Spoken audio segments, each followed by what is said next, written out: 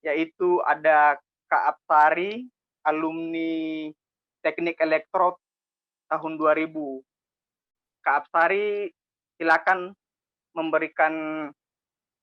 membagikan sharingnya bagi kita semua. Selamat sore buat teman-teman, kakak-kakak, adik-adik di persekutuan kita kali ini. Suara saya bisa terdengar jelas ya? Jelas Kak, ya. Oke, saya berdoa semoga ya lancar. Saya sedang di gunung, benar-benar di gunung. Iya, Sari Merabawani, saya teknik elektro. Saya kalau sama Pak Mukti, sama Pak Wit, berapa udah kenal saya semua kayaknya di sini ya. Sudah kenal. Saya keluar dari terakhir di Salatiga tahun 2005. Tahun 2005 atau 2006. Iya. Saya cuma mau sharing biar berkaitan sama yang mau dibawakan Pak Wit ya. Mau sharing tentang pekerjaan. Jadi saya ini perempuan, saya masuk tapi jurusan elektro. Kenapa saya masuk jurusan elektro? Karena saya suka matematika. Kemudian saya ambil penjurusannya di teknik telekomunikasi, karena di situ matematikanya banyak.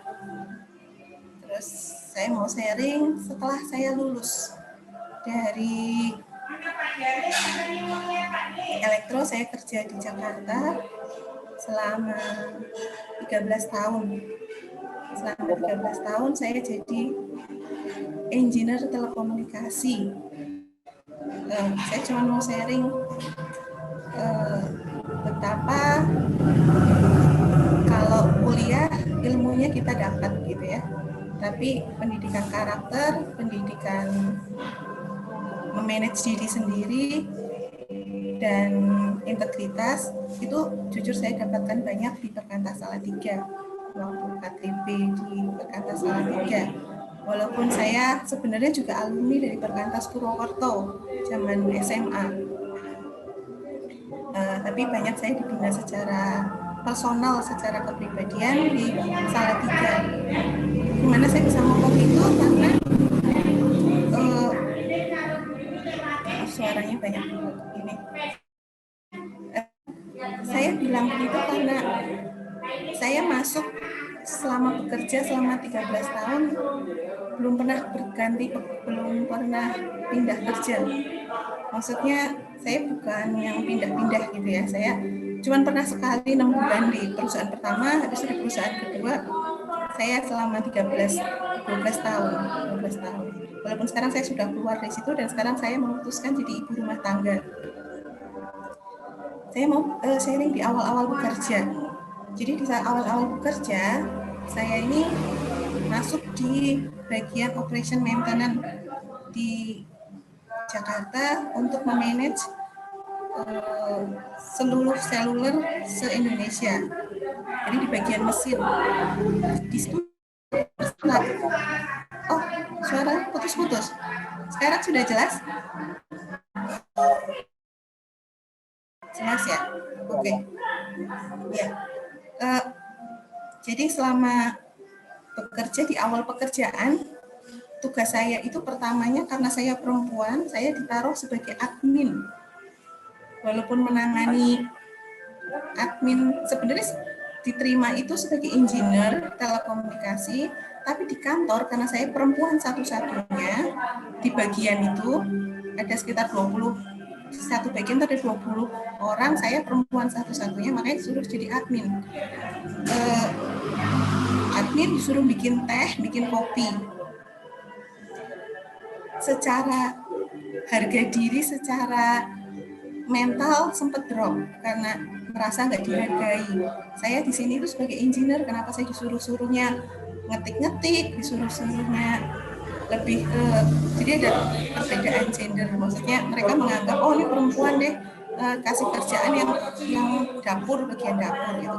Padahal sebenarnya kita di situ semua engineer kayak gitu. Untuk bagian admin ada sendiri.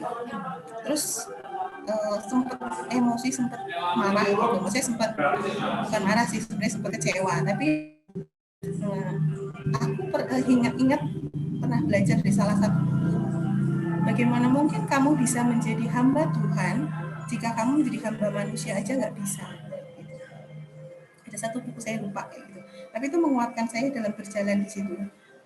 Tuhan juga bilang selalu terus setia, terus mengerjakan bagian yang terbaik kayak gitu. Saya kerjain semua apapun yang disuruh saya kerjain. Tapi bagian engineer saya juga saya kerjain. Butuh waktu sekitar 6 bulan sampai akhirnya saya lepas dari pekerjaan saya untuk menyediakan minum. Sebenarnya itu bukan job desk saya, bukan kayak gitu. Tapi mereka karena saya anak baru, perempuan sendiri, jadi dikasih itu.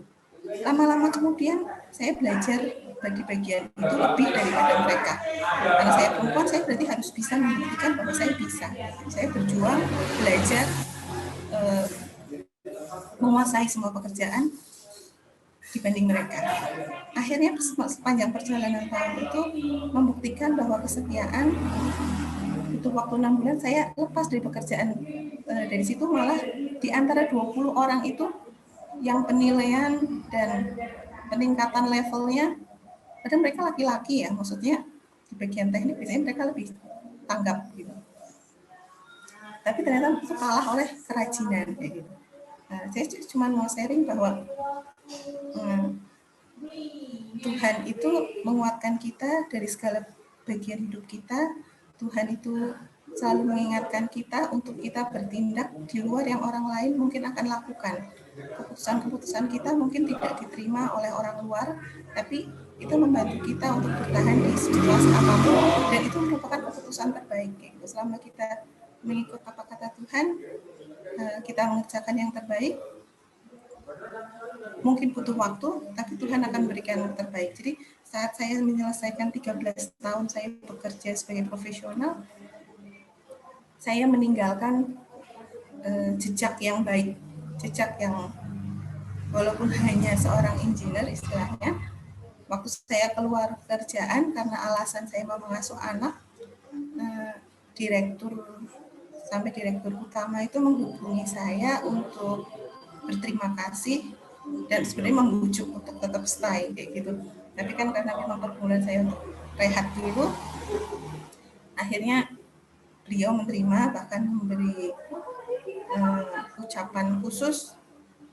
Maksudnya mereka, saya kan hanya, saya masih level bawah lah ya, nggak tinggi amat ya gitu. Tapi maksudnya istilah setiap ada troubleshooting, pendapat atau apa, memang saya sering diikutin, jadi kenal sama beliau kayak gitu. Jadi waktu saya keluar, saya di grid secara pribadi sama mereka, sama atasan-atasan. Jadi saya mau sharingkan bahwa apa yang saya pelajari waktu saya di Perkata Salatiga itu terpakai secara karakter saya kayak gitu, dan itu menolong saya untuk terus tekun mengerjakan panggilan dan pekerjaan saya di luar ekspektasi orang-orang lain kayak gitu. Saya bukan anak yang cerdas banget, enggak gitu ya. Saya memang saya orang yang tekun kayak gitu, dan itu menolong saya bertahan. Dan walaupun waktu itu saya tidak dihargai, tapi saya membuktikan diri saya. Tuhan menolong saya, menguatkan di setiap ejekan atau apapun, dan saya bertahan sampai akhirnya bisa lulus dari perusahaan itu dengan baik gitu. Maksudnya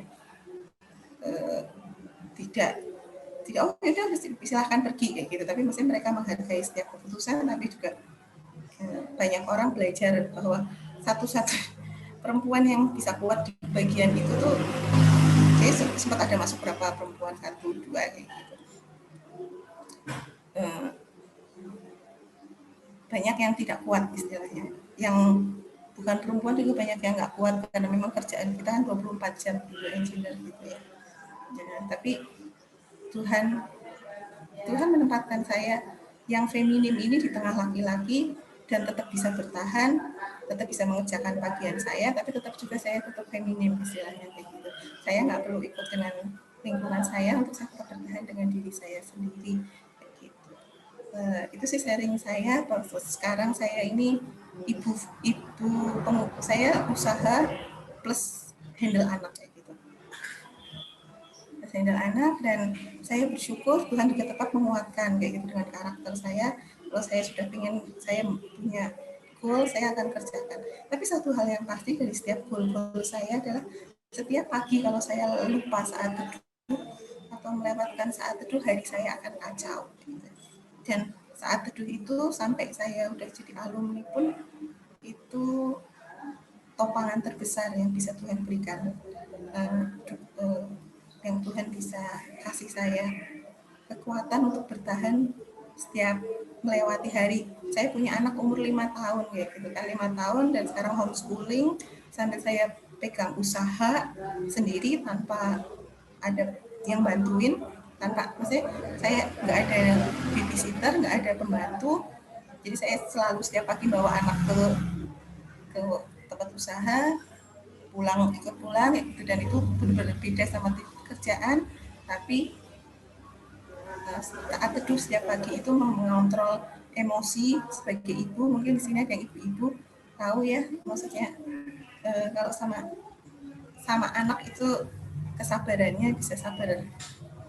Nah itu Tuhan menolong saya untuk tetap bertahan lewat dalam pekerjaan maupun dalam rumah tangga, dalam peran saya, dengan saat itu setiap pagi yang boleh saya nikmati bersama Tuhan. Demikian sharing saya. Semoga memberkati buat rekan-rekan sekalian. Terima kasih. Ya teman-teman, mari kita berdoa supaya Tuhan akan memimpin dan memberikan firman Tuhan kepada kita, dan Tuhan yang akan memberikan sendiri berfirman kepada kita. Mari kita berdoa. Kami mengucap syukur kepada Engkau Tuhan, karena Engkau telah memimpin kami semuanya, mempersiapkan persekutuan alumni Perkanta Salatiga ini. Dan kami saat ini mau mendengarkan firman-Mu. Setelah kami memuji Tuhan, mendengarkan sharing dari teman-teman kami, dan biarlah saat ini silakan Engkau yang akan berfirman. Hamba-Mu hanya sebagai alat saja, karena sesungguhnya Engkaulah yang akan berfirman pada kami semuanya. Terima kasih Tuhan Yesus Kristus. Silakan Roh Kudus bekerja, memimpin kami semuanya, dan kami siap untuk mendengarkan, sehingga kami mendapatkan hikmat yang dari Engkau, dan kami bisa mengerti apa yang akan Engkau pesankan pada kami. Dalam nama Tuhan Yesus Kristus kami berdoa. Amin. Nah, kita santai saja ya teman-teman semuanya. Saya rasanya tuh kok saat ini saya tuh rasanya kok ada di Salatiga nih. Iya, suasana Salatiga dari teman-teman semuanya membuat saya rasanya kok terlempar ke Salatiga, begitulah ya. Nah, jadi kita akan langsung berbicara dengan tema yang sudah ditentukan, yaitu Go the Extra Mile. Ya, jadi ini adalah suatu tema bagaimana Anda dan saya itu harus menjadi orang-orang yang memiliki kelakuan, hasil, yaitu sebagai orang-orang yang lebih dari yang lain-lain, ekstra. Kalau orang lain hanya mile saja, kita extra miles. Nah, kenapa kok kita harus seperti itu? Kenapa kok kita tuh harus go to the extra miles ya? Tuhan ingin kita memberikan yang terbaik.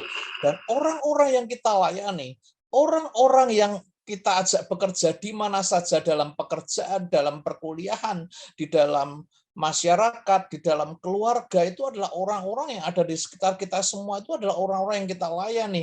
Orang tua kita, kakak kita, adik kita, semuanya itu adalah orang-orang yang kita layani. Nah, itu mereka perlu mendapatkan yang terbaik. Dan dengan kita melakukan tidak hanya sekedar bekerja, tetapi kita bekerja ekstra, maka kita dapat memberikan hasil yang berkualitas. Dan oleh sebab itu, Tuhan ingin menerima persembahan kita yang berkualitas, ya. Jadi teman-teman, oleh sebab itu kenapa Anda dan saya harus go the extra mile. Kita tidak hanya biasa-biasa saja, tetapi kita benar-benar ekstra. Nah, teman-teman, kalau kita perhatikan dalam Kolose 3 ayat 23, ya, apapun juga yang kamu perbuat, perbuatlah dengan segenap hatimu seperti untuk Tuhan, bukan untuk manusia. Nah, sekali lagi teman-teman semuanya, Tuhan ingin kita memberikan yang terbaik. Tuhan sudah memberikan teladan kepada kita semuanya.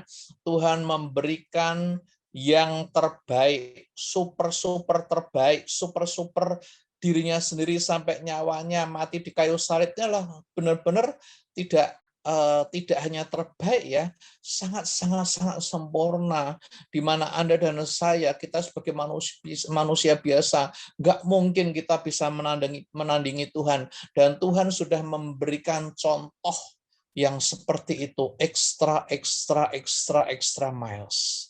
Ya, jadi teman-teman, kita akan tetap pegang ayat ini, bahwa kita di dalam melakukan segala sesuatu, makan, minum dalam keluarga kita, dalam pekerjaan kita, dalam masyarakat kita, di mana saja, ingat kita melakukan bukan untuk manusia, bukan untuk orang-orang sekitar kita, tetapi adalah untuk Tuhan. Itulah dasar-dasar bagaimana Anda dan saya juga menuju ke extra miles. Nah, teman-teman semuanya, fondasi the extra miles adalah Roh Kudus. Tanpa Roh Kudus kita tidak akan mampu. Demikian juga kalau tadi kita dengarkan kesaksian dari Mbak Sari, ya, Kak Sari nggak mungkin mampu kalau tidak memiliki Roh Kudus. Mereka orang-orang biasa adalah memiliki roh biasa. Tetapi Anda dan saya sebagai anak-anak Tuhan itu memiliki Roh Kudus, dan Roh Kudus ini yang memampukan. Yeskiel 36 ayat 26 itu mengatakan bahwa kamu, yaitu kita semuanya, akan kuberikan hati yang baru dan roh yang baru di dalam batinmu, dan aku akan menjauhkan dari tubuhmu hati yang keras, dan kuberikan kepadamu hati yang taat. Anda dan saya bisa taat, bisa setia, bisa murah hati, bisa punya kasih damai, sukacita, kesabaran, kesetiaan, ya, kelemah lembutan, pengendalian diri, karena kita dimampukan oleh roh yang baru. Kalau kita hanya mengandalkan kekuatan kita sendiri, paling kita sabar hanya mungkin sehari, atau mungkin nggak sampai sehari, udah langsung marah lagi, udah nggak sabar lagi. Tetapi Roh Kudus itu yang memampukan. Kalau tanpa Roh Kudus, kita tidak akan mampu untuk bekerja extra mile. Kita tidak akan mampu untuk bersaing ataupun untuk melakukan hal-hal yang seperti dilakukan oleh orang-orang biasa. Tetapi teman-teman semuanya, adik-adik semuanya, dengan Roh Kudus kita bisa melakukan. Karena roh kita tuh memang jauh lebih hebat. Roh kita jauh lebih dahsyat dibandingkan dengan roh orang-orang yang pada umumnya. Ya, jadi Anda dan saya ya pasti extra miles lah. Kita pasti mampu lah. Kenapa? Karena kita punya roh yang mampu. Roh Allah sendiri yang ada dalam diri kita. Ya, jadi sudah wajar lah kalau kita harus extra miles.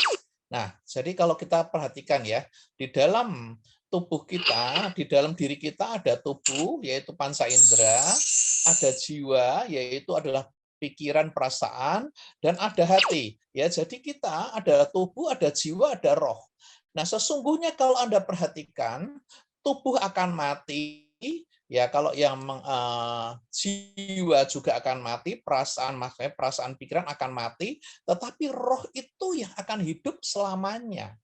Kalau Anda dan saya sudah punya roh yang dari Tuhan, maka roh itu yang nantinya akan kembali kepada Tuhan, yaitu kita akan masuk bersama-sama dengan orang-orang yang percaya itu ke surga yang mulia. Karena roh itu yang ke surga. Tubuh mati, jiwa mati, kepintaran kita tidak ada gunanya, kejabatan kita tidak ada gunanya, kekayaan kita tidak ada gunanya, harta benda kita tidak ada gunanya. Ya, karena itu sifatnya fana sekali. Tetapi roh, hati itulah roh kita yang nanti akan menuju ke surga, itu adalah real, itu adalah sifatnya kekal. Kalau kita ngomong kekayaan, kita, Anda dan saya itu punya kekayaan yang luar biasa. Ya, karunia keselamatan di dalam Roh Kudus itu adalah kekayaan kita yang luar biasa, yang tidak dimiliki oleh orang-orang lain. Jadi kalau kita ngobrol-ngobrol dengan orang lain, ya sebetulnya Anda dan saya itu memiliki kekayaan yang luar biasa, modal yang luar biasa dibandingkan yang lain-lain. Mereka katakan seperti, mungkin pernah mendengar ya, pendiri Facebook itu namanya siapa tuh, kok saya tiba-tiba Zuckerberg itu ya, dia kan juga mengatakan ketika dia mau mati, tidak ada gunanya semuanya. Dia punya kekayaan yang luar biasa, tidak ada gunanya. Kenapa? Karena dia akan pulang ke rumah Bapa, kalau dia seorang yang percaya, itu tinggal semuanya. Yang benar-benar real adalah roh. Jadi Anda dan saya, kalau kita sudah punya Roh Kudus, kalau kita sudah punya roh yang dibarui oleh Allah sendiri, maka extra miles itu betul-betul harus kita lakukan. Itu kita memang lebih dari mereka semuanya. Dan Tuhan sendiri sudah berkata bahwa manusia diciptakan untuk apa? Menguasai bumi dan segala isinya. Jadi teman-teman semuanya, Anda dan saya harus extra miles. Extra miles. Go the extra miles. Kita nggak bisa diam-diam. Kita nggak bisa santai-santai. Karena pada dasarnya Anda memiliki modal yang jauh lebih dahsyat dibandingkan orang-orang pada umumnya. Tanda petik kalau kita ngomong, apakah keselamatanmu, kasih karunia yang Tuhan sudah kita terima, boleh dihargai 10 miliar, tapi kita masuk neraka? Enggak lah. Anda dan saya itu punya modal yang luar biasa, kekayaan yang luar biasa. Anda dan saya adalah ahli waris seperti Abraham. Karena Anda dan saya sudah percaya dan kita dibenarkan karena percaya seperti Abraham. Ya, jadi ini adalah dasar kepada bagi kita semuanya ya, teman-teman, adik-adik semuanya. Kenapa kok mesti go to the extra miles ya? Karena Anda dan saya itu punya yang berbeda dengan yang lain-lain. Roh kita beda, ya. Nah, itulah yang kemudian kalau aku perhatikan adalah kekuatan juga dari Mbak Sari tadi. Mbak Sari punya roh yang berbeda sehingga mampu untuk melakukan hal-hal yang tidak dapat dilakukan oleh orang-orang lain. Percayalah ya. Jadi kalau Anda sering mendengar orang bunuh diri. Kenapa? Mereka tidak punya roh dari Allah. Mereka tidak tahan terhadap cobaan dunia yang demikian mengerikan itu. Mereka nggak bisa melawan bisikan-bisikan iblis untuk mereka harus putus asa, sedih, patah semangat, dan akhirnya mereka bunuh diri. Ya toh? Nah inilah. Tapi Anda dan saya, kita punya roh yang berbeda dengan mereka. Roh itu yang membuat Anda dan saya bisa menjadi pribadi-pribadi yang extra miles. Nah, disinilah saya akan menyampaikan karakter orang-orang Anda dan saya yang memiliki suatu karakter untuk go to the extra miles. Nah ya, ini ada beberapa hal yang ingin saya sampaikan kepada Anda semua. Yang pertama, itu adalah disiplin. Anda dan saya untuk menjadi pribadi extra miles itu harus punya kedisiplinan, yaitu mampu mengalokasikan waktu, tenaga, pikiran untuk mencapai suatu tanggung jawab tertentu. Ya, saya senang dengan adanya pembukaan tadi ya, kesaksian dari Mbak Sari ya. Ya, waktu kita, tenaga kita, pikiran kita, pengorbanan kita, semuanya kita lakukan untuk mencapai tanggung jawab tertentu. Itulah yang namanya disiplin. Anda dan saya juga harus melakukan itu semuanya. Kita nggak bisa tidak. Kita harus menggunakan waktu dengan sebaik-baiknya. Kita harus menggunakan tenaga dengan sebaik-baiknya. Pikiran-pikiran kita juga harus diisi dengan hal-hal yang benar, hal-hal yang baik, hal-hal yang sifatnya kekal. Ingat, Anda punya roh, jiwa. Roh harus diisi dengan firman Tuhan, harus dikasih makanan dengan firman Tuhan. Jiwa dikasih makanan dengan kepandaian-kepandaian, kepintaran-kepintaran. Oke. Ya. Nah, tetapi sekali lagi, kepintaran-kepintaran itu nanti pada akhirnya tidak akan kita gunakan karena sifatnya fana, sedangkan yang namanya firman Tuhan sifatnya kekal. Ya, jadi Anda dan saya disiplin di dalam tubuh, jiwa, dan roh. Jadi teman-teman semuanya, ketika saya ngomong extra miles dan ketika saya ngomong tentang diri kita, Anda jangan berpikir hanya tubuh saja ya, tapi tubuh, jiwa, dan roh. Kita semuanya, waktu, tenaga, pikiran, tubuh, jiwa, dan roh kita jalan semuanya. Karena kita tidak hanya menggunakan pikiran dan tubuh saja, tapi ingat kita punya roh ya. Demikian juga kalau kita lihat Tuhan Yesus sendiri ya, pagi-pagi benar waktu hari masih pagi, ya bangun dan pergi keluar, ya ke tempat yang sunyi dan berdoa di sana. Ini dilakukan tiap-tiap hari. Ini adalah suatu kebiasaan dari Tuhan Yesus Kristus ya. Dan kalau kita lihat banyak sekali ayat-ayat dari Tuhan Yesus Kristus sendiri dari perjanjian baru ini yang bagaimana Tuhan Yesus kerjanya itu mati-matian sampai semalam-malaman. Ya, jadi dia tidak santai-santai. Bahkan dia bekerja kalau Anda lihat secara fisik sampai akhirnya dia mati di kayu salib. Inilah kedisiplinan yang luar biasa dari Tuhan Yesus Kristus.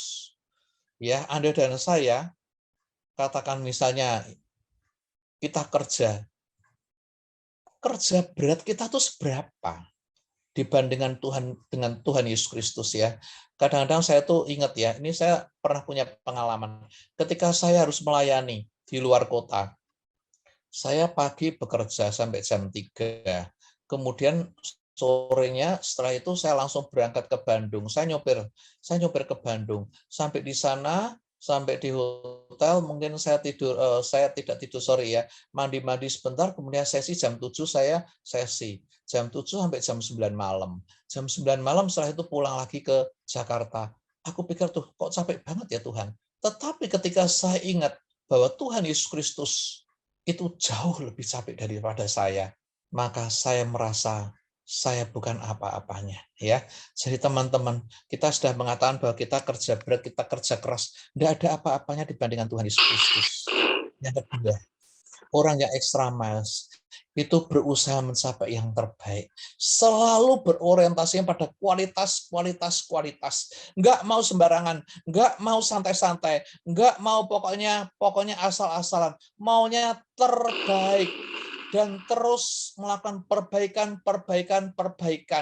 nggak santai-santai, nggak seenaknya sendiri. Sama kalau Anda lihat perumpamaan 5 talenta, 2 talenta, 1 talenta, yang 1 talenta asal-asalan, tapi yang 2 dan 5 sungguh-sungguh mereka melakukan pekerjaan dengan berkualitas, sungguh-sungguh mereka melakukan dengan pikirannya untuk kemuliaan nama Tuhan.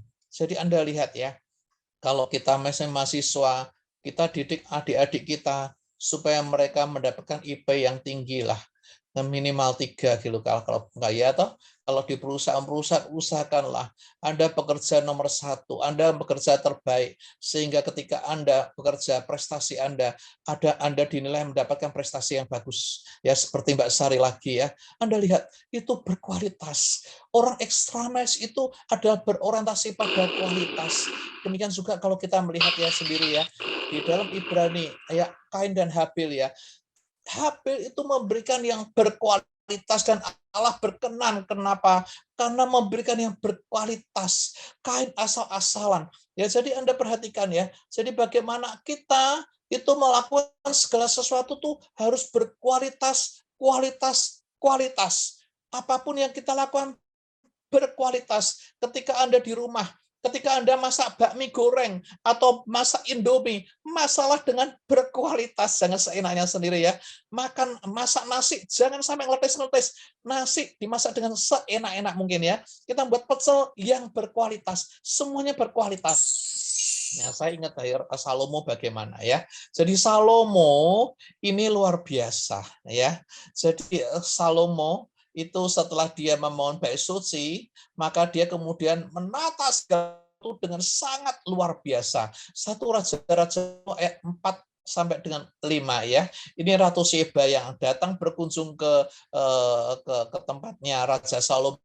Dia mendengar Salomo hebat, Salomo hebat. Apa benar-benar hebat sih? Lalu Ratu Saba pun dapat melihat seluruh hikmat Salomo serta bait suci yang dibangunnya. Makanan di mejanya, cara duduk pegawai-pegawainya, cara pelayan-pelayannya melayani dan berpakaian, meminumnya, serta korban bakaran yang dipersembahkan di bait suci Tuhan, hatinya pun menjadi tercengang lebih lama lagi karena sangat bagus, berkualitas. Ya, jadi teman-teman semua, ayo. Anda dan saya semuanya, mulai sekarang terus berkualitas. Berpakaian berkualitas. Cara duduk berkualitas. Cara jalan berkualitas. Nyopir sepeda motor di jalanan berkualitas. Nyetir mobil juga berkualitas. Jangan sampai kena tilang sekarang, apalagi sekarang tilangnya sudah semuanya pakai sensor-sensor ya. Seperti itu ya. Jadi kita berkualitas. Demikian juga kalau kita bekerja di mana saja, dalam pekerjaan kita, di kampus, di sekolah, di mana saja, lakukan dengan berkualitas. Nah, kemudian kita juga harus rajin antusias. Jangan seenak-enaknya santai-santai, tapi rajin, jangan malas-malas melakukan apa yang harus dilakukan dan tidak melakukan apa yang tidak boleh dilakukan. Itulah namanya rajin. Melakukan apa yang seharusnya dilakukan dan tidak melakukan apa yang tidak boleh dilakukan. Ya, sesuai dengan job description, sesuai dengan gambaran pekerjaan, itulah yang namanya rajin. Dan kita pun juga harus melakukannya itu dengan semangat, energetik, tidak santai-santai, tetapi dengan bersemangat, kita dengan antusias. Ya, jadi teman-teman semuanya, seperti Amsal 12:24 dan 17:22. Tangan orang rajin memegang kekuasaan, tapi kemalasan mengakibatkan kerja paksa. Dalam arti, kalau kita malas, kita akan jadi bawang, kita akan jadi budak, dan kita akan dipekerjakan. Semangat. Hati yang gembira, yang manjur. Tetapi semangat yang patah mengeringkan tulang. Bukan sekedar obat ya, tapi obat yang manjur ya. Jadi menghadapi COVID pun kalau kita gembira terus, maka antibodi kita akan meningkat. Secara kesehatan ini dibenarkan. Kenapa? Karena ketika hati gembira, maka ada satu hormon dalam tubuh kita yang namanya hormon endorfin. Hormon endorfin itu yang akan membuat kita semangat, yang akan membuat kita senang, gembira, bahagia. Ya, jadi kalau kita gembira, maka kita akan bahagia.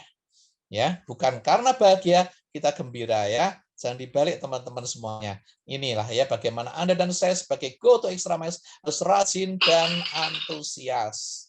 Demikian juga Anda dan saya harus berpikir positif ya. Bersyukur selalu walaupun kita menghadapi cobaan, walaupun kita ditipu orang, walaupun bisnis kita gagal, bersyukur. Aku pikir di dunia ini tidak ada orang yang tidak pernah ditipu orang. Coba, apakah ada orang-orang PMK yang di sini hadir yang tidak pernah ditipu? Ya, ya. Ginto Korsinus Ginto juga pernah ditipu kan? Pernah ditipu lah ya. Pak Mukti juga pernah ditipu, Mbak Sari pun juga pernah ditipu, ya. Apalagi saya juga sama saja, kita juga pernah ditipu, ya. Nah, kita pernah ditipu dan juga kita pernah menipu, betul enggak? Ya, jadi kita apapun yang terjadi bersyukur. Ingat, segala sesuatu milik Tuhan. Ya, Anda kena COVID bersyukur. Tidak kena COVID bersyukur. Bukan berarti Tuhan tidak suka dengan kita yang tidak kena COVID. atau dipanggil Tuhan, enggak apa-apa, tetap bersyukur. Ya, kita mengalami hal yang tidak enak, bersyukur. Mengalami hal yang enak-enak terus juga bersyukur. Ya, jadi dengan bersyukur, dengan kita berpikir positif, maka kita itu memiliki kemampuan-kemampuan yang berbeda dengan yang lain. Ya, mungkin beberapa waktu yang lalu teman kita Chris mengalami kecelakaan, tidak apa-apa, bersyukur. Tuhan punya rencana yang terbaik dalam kehidupan Anda dan saya. Ya, dan kita selalu berharap. Kenapa? Karena Anda dan saya itu sekali lagi ya, di dunia ini Anda dan saya itu hanya berkemah. Rasul Paulus mengatakan di dunia berkemah. Tidak pernah rumah kita di dunia, tidak pernah. Kemah kita, yes. Tapi rumah kita di surga. Ya, di dunianya sementara. Kekalnya di surga. Rumah kita di surga. Jadi Anda dan saya, ketika Anda dan saya di dunia ini, udahlah. Pasti Anda dan saya tidak akan bahagia terus-menerus. Bahagia sebentar, mengalami hal-hal yang tidak mengenakan lagi. Bahagia sebentar, mengalami hal yang tidak mengenakan lagi, ya. Jadi Anda dan saya silih berganti, itu akan terjadi dalam kehidupan Anda dan saya selama di dunia, tetapi tetap berpikir positif bahwa Tuhan itu akan memberikan pertolongan pada kita. Anda lihat, Abraham hanya karena iman ya umur 75 tahun, baru kemudian dia punya keturunan, dan keturunan si Ishak pun juga hampir saja dia korbankan mau mati. Tapi dia punya pengharapan, iman. Itulah contoh yang luar biasa. Ya, jadi Anda lihat bahwa pesan Rasul Paulus pada kita semuanya, jadi akhirnya, saudara-saudara, semua yang benar, semua yang mulia, semua yang adil, semua yang suci, semua yang manis, semua yang sedap didengar, semua yang disebut kebajikan dan patut dipuji, pikirkanlah semuanya itu. Jadi teman-teman semua, ini adalah pesan Paulus kepada kita semuanya untuk kita selalu berpikir positif, mengingat-ingat hal yang positif, yang tidak baik jangan diingat, kata-kata benci, sedih, aku susah, jangan sering diucapkan, itu melawan firman Tuhan. Ya, tetapi kata-kata yang manis enak didengar, suami mendengarkan istri, kata-kata yang manis yang sedap didengar, demikian juga kita mendengarkan teman-teman yang lain yang sedap didengar, maka rasanya hidup itu benar-benar hidup, ya. Kita benar-benar merasakan pimpinan dan hikmat dari Tuhan sendiri.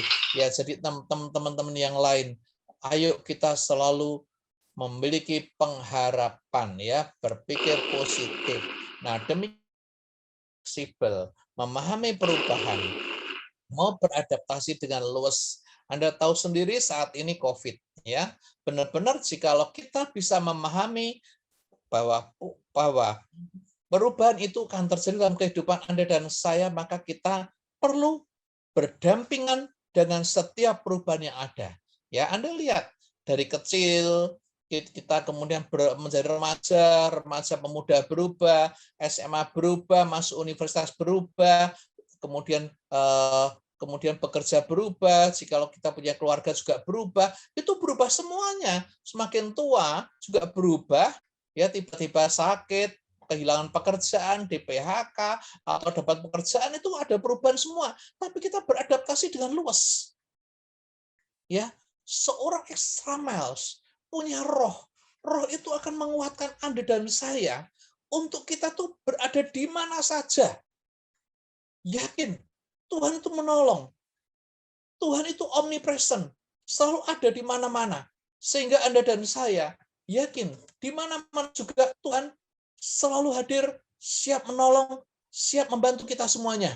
Karena memang pada dasarnya Roh Kudus adalah roh penolong, ya. Jadi teman-teman semuanya, seperti Yeremia 18 ayat 4 itu, ya, apabila bencana yang sedang dibuatnya dari tanah liat di tangannya itu rusak, maka tukang itu mengerjakannya kembali menjadi bencana lain menurut apa yang baik pada pemandangannya. Nah, teman-teman semuanya, kita berbuat salah enggak apa-apa.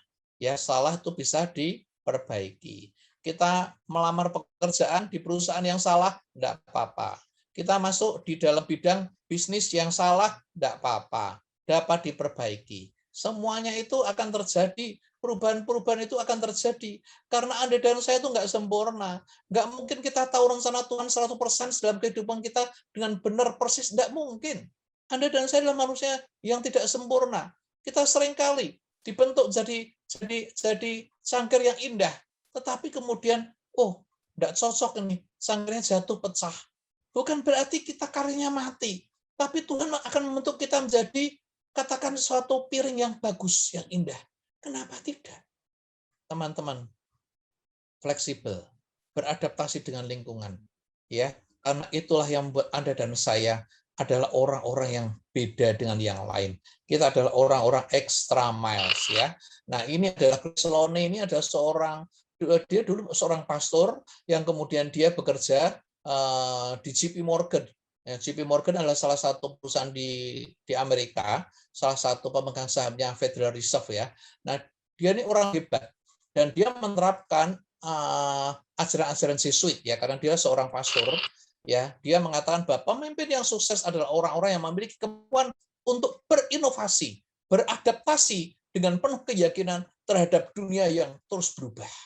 Anda dan saya tidak mungkin tidak selalu berubah dan berubah.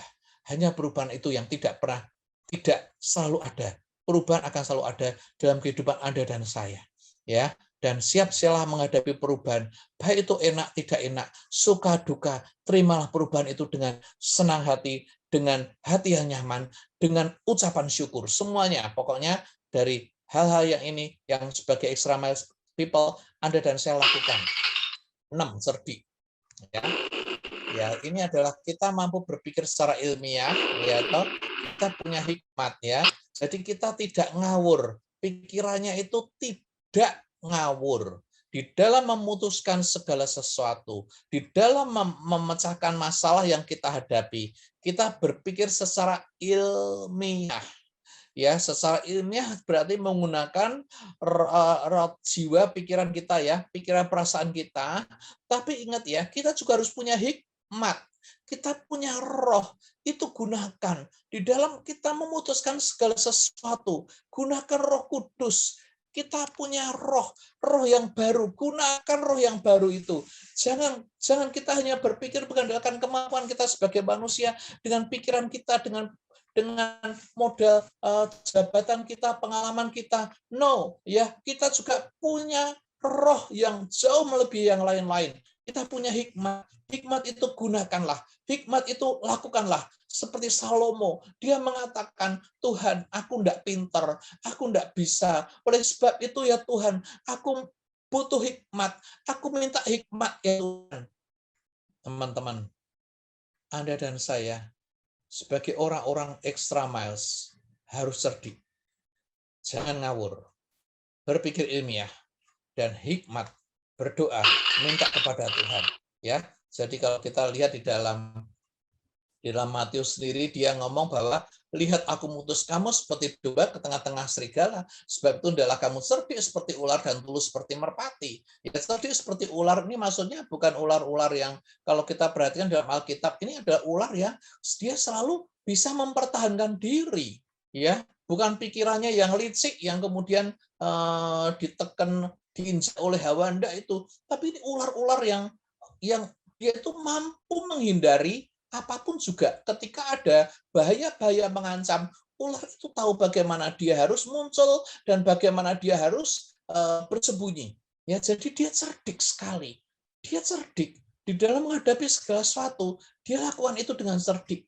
Dan kalau kita ngomong tulus itu adalah juga, kalau lihat, ya, ketulusan itu adalah hati yang benar, dari hati, tidak ngawur, tidak licik, ya. Jadi ini adalah bagaimana Anda dan saya cerdik dan tulus. Kita punya hikmat dari Tuhan. Kita punya integritas, jangan ngawur. Nah, teman-teman, kita juga harus punya etika sopan santun.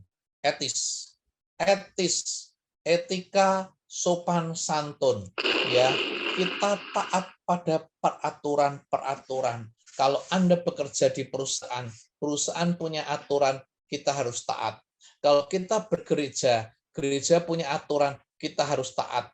Kalau kita ada di masyarakat, di jalanan ada peraturan lalu lintas, kita harus taat. Di rumah tangga kita juga harus taat. Di dalam Alkitab, di dalam kekristenan kita juga harus taat. Baca firman Tuhan, doa, bersekutu, bersaksi, melayani. Ini adalah taat-taat peraturan semua. Kalau Anda lihat ya teman-teman semuanya, orang-orang Israel, dan ini tidak gampang loh. Tetapi Tuhan sendiri kan dalam Yesaya tadi dikatakan bahwa Roh Kudus yang aku berikan supaya engkau tuh mampu taat firman Tuhan. Ingat, kalau kita hanya mengandalkan kekuatan kita sendiri, kita tidak akan mampu. Tetapi dengan firman Tuhan, dengan Roh Kudus, kita mampu melakukan itu. Ya, 1 Korintus 14:40 dikatakan bahwa segala sesuatu harus berlangsung dengan sopan teratur. Ya, bagaimana Rasul Paulus mengajari jemaat supaya segala sesuatu itu dengan benar ya. Karena di Korintus banyak pro dan kontra dan macam-macam ya, tetapi intinya bahwa Anda dan saya sopan teratur dan kita memiliki etika sopan santun. Yang ke-8, ya kita sampai 9 ya nanti ya. Kompeten. Kita punya pengetahuan, keterampilan untuk dapat mengerjakan tugas dan perannya secara baik. Ya, jadi teman-teman ya, jadi kita harus punya pengetahuan yang baik dan kita punya motivasi yang baik. Ya, jadi teman-teman semuanya ya, kita punya motivasi, kita punya pengetahuan yang baik. Ya, kita punya pengetahuan yang baik, kita punya motivasi yang baik, sehingga kita menggunakan apa yang sudah Tuhan berikan pada kita untuk kita melakukan pekerjaan dengan sebaik-baiknya. Ingat, hukum pertama kasihlah Tuhan Allahmu, hukum kedua adalah kasihlah sesamamu. Ya, jadi kita harus memuaskan Tuhan dan kita juga harus memuaskan manusia. Dengan kita memiliki pengetahuan, dengan kita memiliki keterampilan dan kita punya motivasi kerja yang kuat, maka kita bisa menjadi terang bagi lingkungan sekitar kita, bagi manusia-manusia sekitar kita semuanya. Ya, tetapi ingat semuanya adalah untuk kemuliaan nama Tuhan. Anda dan saya harus cakap. Kita harus punya hikmat, punya kecakapan, keterampilan, sehingga kita bisa menjadi pemimpin-pemimpin yang menguasai dunia. Ya, jadi dari seluruh orang Israel, Musa memilih orang-orang cakap dan mengangkat mereka menjadi kepala atas bangsa itu. Pemimpin 1.000 orang, menjadi pemimpin 100 orang, dan menjadi pemimpin 50 orang dan pemimpin 10 orang. Ya, jadi teman-teman semuanya, Anda dan saya harus menjadi pemimpin. Kita harus bisa memiliki kecakapan. Kita harus memiliki kemampuan untuk bisa menjadi penguasa-penguasa dunia. Seperti harapan Tuhan kepada Anda dan saya. Anda dan saya diciptakan untuk menjadi pemimpin-pemimpin. Anda dan saya diciptakan untuk menjadi penguasa dunia. Ya, jadi teman-teman semuanya, ayo kita jadi orang-orang extra miles. Kita menjadi orang-orang yang hebat, orang-orang yang cakap. Anda belajar dan terus belajar. Pengetahuan Anda pelajari terus. Seperti Mbak Sari tadi, belajar terus. Belajar hal yang baru, belajar hal yang baru, belajar hal yang baru. Sehingga Anda layak untuk dijadikan pemimpin. Ya, dan yang terakhir, seorang extra miles itu memiliki tujuan, memiliki visi, memiliki konsep berpikir dengan cakrawala, pandangan yang luas dan jauh ke depan. Anda dan saya harus berpikir ke depan. Dan kalau kita ngomong yang paling jauh adalah kita punya tujuan kekekalan. Kekekalan, hidup di surga. Di surga nanti, itu adalah tujuan hidup kita yang terakhir. Ya, kekekalan. Ya, sebelum kekekalan itu, kita masih ada di dunia. Anda memiliki tujuan-tujuan yang ada di dunia. Anda harus memiliki tujuan-tujuan di dalam Anda menjadi berkat. Dan Anda diberkati seperti Abraham ketika Anda di suatu perusahaan, dalam suatu organisasi, di gereja, di sekolah, di kampus, di mana saja kita berada, maka kita memiliki tujuan dan tujuan dan tujuan. Jangka pendek semuanya yang pada akhirnya kekekalan. Ya, jadi teman-teman semuanya. Seperti Rasul Paulus.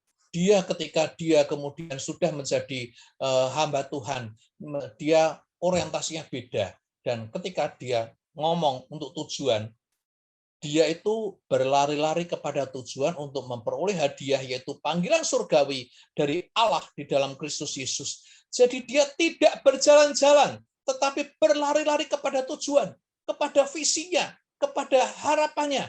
Jadi Tujuannya adalah untuk mencapai apa? Hadiah, panggilan surgawi dari Allah dalam Kristus Yesus. Ini adalah tujuan kekekalan. Teman-teman semua, Anda bekerja, semua adalah untuk Tuhan. Karena sesungguhnya, Dialah yang punya kerajaan, kuasa, dan kemuliaan. Kita tiap-tiap hari berdoa, Bapak kami yang di surga, iya, dikuduskanlah namamu, karena Dia yang punya kemuliaan, dimuliakanlah namamu, karena Dia kemuliaan. Datanglah kerajaanmu, karena Dia yang punya kerajaan. Jadi kehendakmu, karena Dia yang punya kuasa. Dan diakhiri juga kan, karena engkau punya kerajaan, kuasa, dan kemuliaan sampai selama-lamanya. Di kerajaan, kuasa, kemuliaan itu milik Tuhan semua. Kita berdoa pada Bapak kami, kenapa? Bapa yang telah mengutus Yesus Kristus, kita hidup dalam kasih karunia. Dan kita berlari-lari, tidak bersantai-santai. Benar-benar canangkan bahwa Anda dan saya adalah extra miles. Orang lain suruh kita 10, kita lakukan 15. Tuhan memberikan kita kekuatan. Ya, jadi teman-teman semuanya, yuk kita terus lakukan extra mile, dan extra mile. Dan bukan jalan-jalan santai, tetapi kita benar-benar melakukan dengan sungguh-sungguh ya. Nah, akhir ya. Jikalau Anda punya tujuan, jikalau kita punya visi, arah hidup jelas. Ya, kekekalannya adalah surga. Ya, surga yang kekal. Ya. Kita tidak ragu-ragu bertindak. Tujuan demi tujuan akan kita hadapi, akan kita jalani selama kita di dunia. Tidak ragu-ragu. Jalan. Ya. Dan kita juga punya keyakinan akan keberhasilan. Kenapa? Tuhan menolong. Kita punya Roh Kudus. Kita yakin bahwa beserta dengan Roh Kudus, Tuhan memampukan kita semuanya. Dan akhirnya teman-teman semuanya, Allah yang punya kerajaan, kuasa, dan kemuliaan.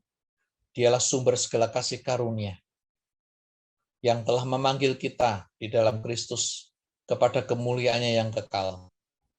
Akan melengkapi, meneguhkan, menguatkan, dan mengokohkan kita semua yang akan menjadi pribadi-pribadi go to the extra miles.